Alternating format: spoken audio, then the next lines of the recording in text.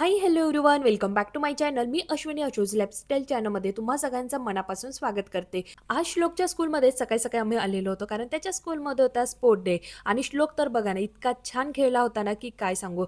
त्याला ट्रॉफी नाही भेटली, पण 3 राऊंडमध्ये तो फर्स्ट आला आणि जेव्हा फायनल होतं ना, त्यावेळेला मात्र फोर्थ आला. त्यामुळे आम्हाला काही आज ट्रॉफी भेटली नाही. पण तरीसुद्धा आम्ही इतकं खुश होतो ना, कारण तो इतका छान खेळला होता ना की काय सांगू. त्याच्या प्रयत्नामध्ये ना कुठेच कमतरता नव्हती बरं का. एकदम मन लावून, एकदम आनंद घेत-घेत तो खेळत होता आणि तुम्ही सुद्धा बघितलं. जिंकणं तर खरंच महत्त्वाचं असतं बरं का, पण सहभागी होणं, पूर्ण मन लावून जिद्दीने प्रयत्न कुठेही कमी न करता खेळणं, हे मात्र त्यापेक्षाही महत्त्वाचं असतं. आम्हाला ते इतकं प्राउड फील झालं होतं की काय सांगू. ट्रॉफीपेक्षा सुद्धा आम्ही खूप-खूप आनंदी होतो, कारण तो खेळलाच खूप सुंदर होता. तर चला, त्या दिवशी काही मी शूट केलं नाही. डायरेक्ट दुसऱ्या दिवशी आज आम्ही आलो होतो डी-मार्टला. माझ्या मैत्रिणीचा फोन आला, "अगं मला किराणा, थोडीशी ग्रोसरी घ्यायची आहे, तर तू येते का?" आणि मी पण तिला बोललेली होती की मी शनिवारी किंवा रविवारी ना डी-मार्टला जाणार आहे. मग तिचं चाललं, "तुला यायचं असेल तर आपण जाऊ बरोबर." म्हणूनच आम्ही दोघी आज आलेलो होतो डी-मार्टला. मला तर यायचंच होतं खास कशासाठी, तर ते मी तुम्हाला पुढे सांगतेच.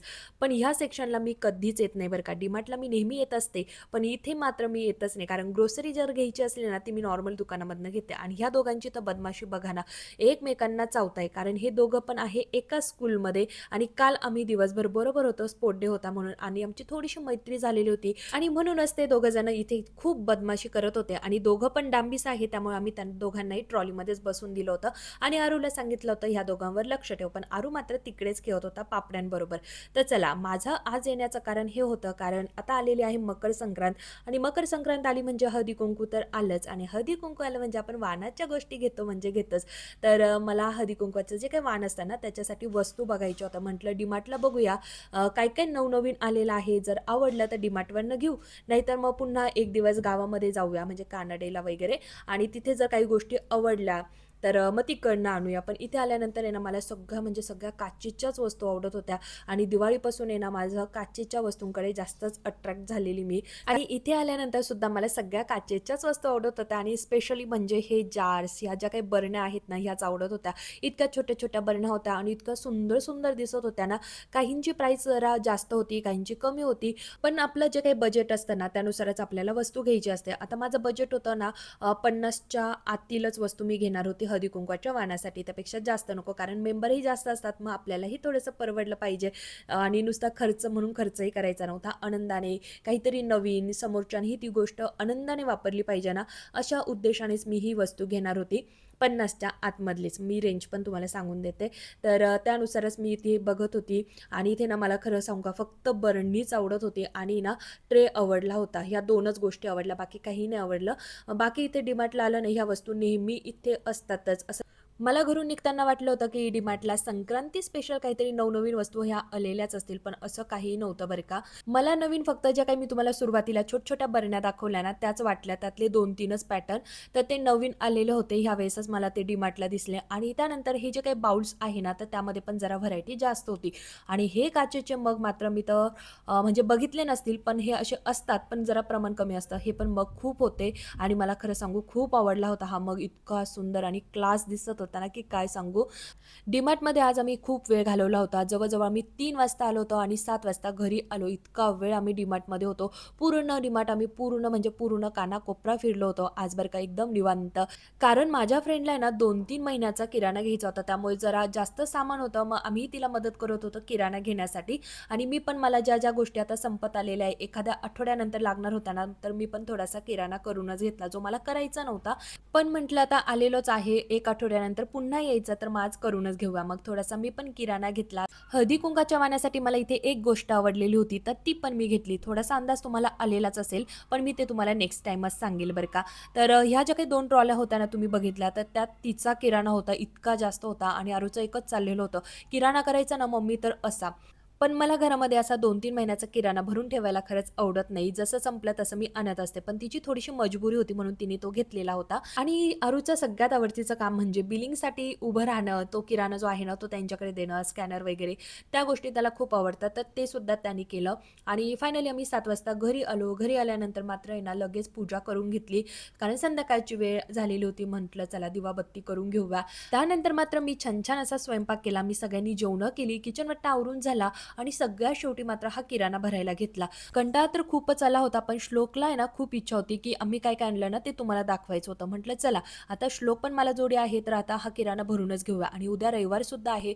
रविवार म्हटलं ना, तर काही ना काही एक्स्ट्राची कामंही निघतच असतात. त्याचबरोबर कुठे अचानक भयानक आहे ना बाहेर जाण्याचा सुद्धा प्लॅन होऊन जातो आणि म्हटलं जाऊ दे, पुन्हा हा किराणा ना तसाच बॅगमध्ये राहील. त्यापेक्षा आता श्लोकसुद्धा माझ्या जोडीला आहे आणि तो पण इतका खुश आहे ना, त्याला पण इच्छा आहे, की मी काय-काय आणलं दाखवायची.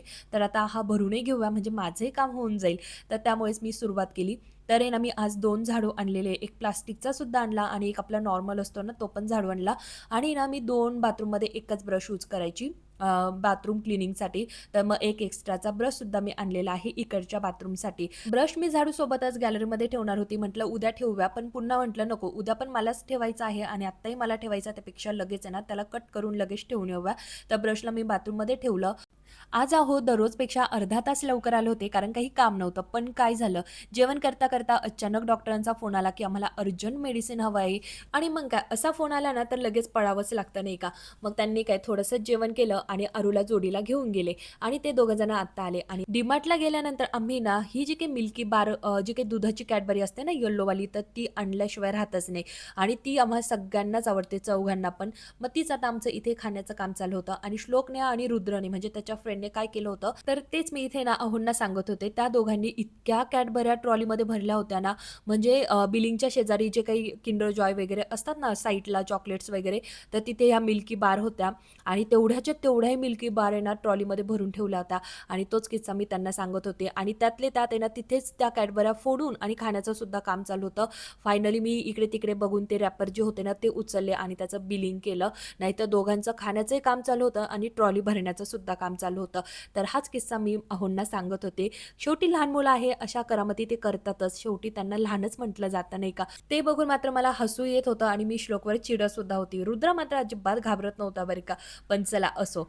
हा सगळा किराणा आम्ही पिशवीच्या बाहेर काढला आणि सगळा किराणा तुम्हाला श्लोकने दाखवलेलाच आहे, की आम्ही काय-काय आणलंय DMartवरनं आणि तो तुम्हाला सगळं काही सांगतोय. जसं-जसं तिथे घडलेलं आहे आणि त्या सगळ्या गोष्टी तो सांगतोय. पण हॉलमध्ये आमची टीव्ही चालू आहे. टीव्हीचा पण आवाज आहे आणि त्याचा पण आवाज आहे. म्हणून मग त्याचा आवाज जो आहे ना, तो मी म्यूट केला आणि माझाच व्हॉईस ओव्हरिंग देते. नाहीतर मला त्याचा आवाज तुम्हाला ऐकवायचाच होता. कारण तो खूप गोड-गोड बोलत होता आणि प्रत्येक गोष्ट तुमच्याबरोबर शेअर सुद्धा करत होता. ज्या-ज्या बरण्या रिकाम्या झाल्या होत्या ना, त्यामध्ये थोडा-थोडा किराणा मी आता भरून घेते आणि बाकीचा किराणा मात्र ह्या सगळ्या पंचपात्रेमध्ये मी भरून ठेवणार आहे. तर चला आता भरून घेते पटापट.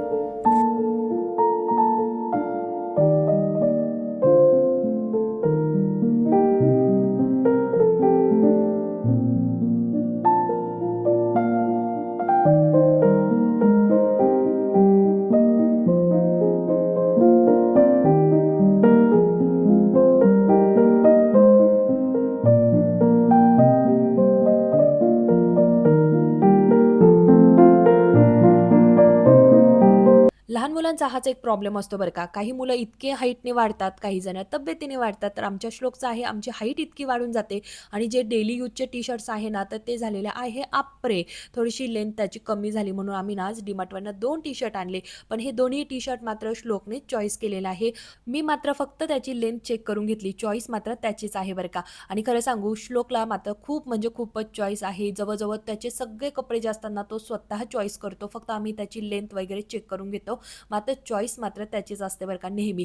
तर आज मी त्याच्या आवडीचे काजूसुद्धा आणले होते. त्या दिवशी त्याचं इतकं चालू होतं ना बर्नीकडे बघून मला हे असं-असं दे, जे मी तुमच्याबरोबर शेअर केलं लास्ट व्हिडिओमध्ये. मग आज गेल्यानंतर मी आठवणीने त्याच्यासाठी काजू आणले होते आणि आत्ता खा तर आता त्याला फक्त तुमच्याबरोबर गप्पा मारायच्या होत्या. त्यामुळे त्याचं खाणं मात्र कमी होतं. नाहीतर त्याला भूक लागली का पहिला तो काजूच मागत असतो खाण्यासाठी. तर हे 2 टी-शर्ट्स आम्ही आज आणलेले होते. आहे की नाही चॉईस माझ्या क्युटी पाईला? तर खरंच ते तुम्ही मला कमेंटमध्ये सांगा बरं का, आहे की नाही? तर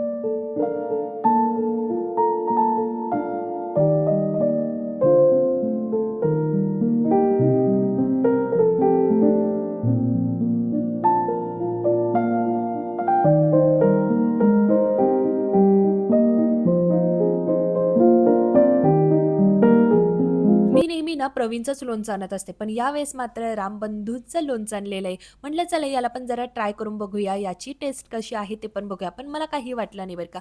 दोघांची टेस्ट मला सारखीच वाटली. आता एखादी गोष्ट नवीन आली ना घरामध्ये, तिला कुठे ठेवायचा हा मोठा प्रश्न असतो बरं का. तसंच झालं होतं ह्या बरणीबरोबर. आता इकडे जिथे माझी चहा साखर असते तिथे ठेवावी की कुठे ठेवावी, मी इकडे-तिकडे बघत होती.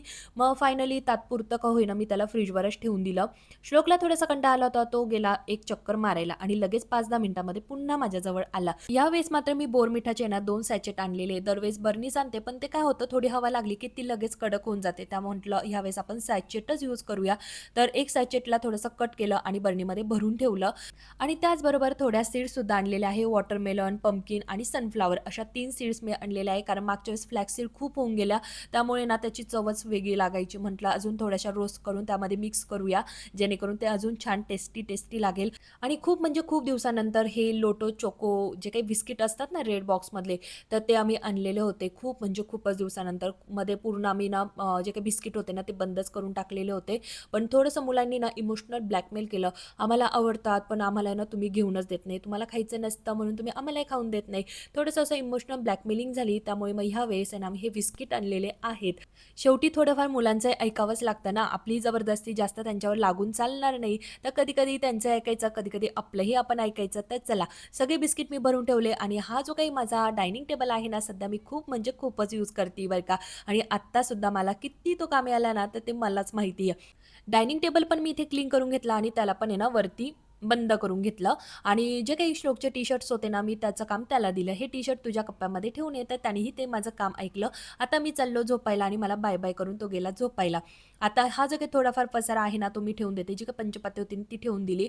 संक्रांतीसाठी मस्त तिळाचे लाडू मला बनवायचे. त्यासाठी मी यावेळेस खूप सारे असे तीळ आणलेले आहेत. तर ते पण आता ह्या बॅगमध्ये ठेवते. ज्या काही सीड्स आणलेल्या आहे ना, तर त्या पण मी त्याच बॅगमध्ये ठेवल्या. जेव्हा पण मी तीळ भाजेल ना, तेव्हा पण ज्या काही सीड्स आहे ना, त्या पण भाजून घेईल. म्हणजे मग लगेच बरणीमध्ये भरून ठेवता येईल. हा जो काही बॉक्स आहे बिस्किटचा, तर हा आहे ना खरंच खूप छान असतो. तो मी नेहमी सांभाळून ठेवते. जी काही तेलाची रॅक आहे ना, त्याखाली ठेवण्यासाठी. तर त्याला पण मी गादीखाली आता ठेवून देते आणि आता पूर्ण घर मस्त असं स्वच्छ झाडून घेते. तर कांद्याची पातसुद्धा मी कापून ठेवलेली आहे.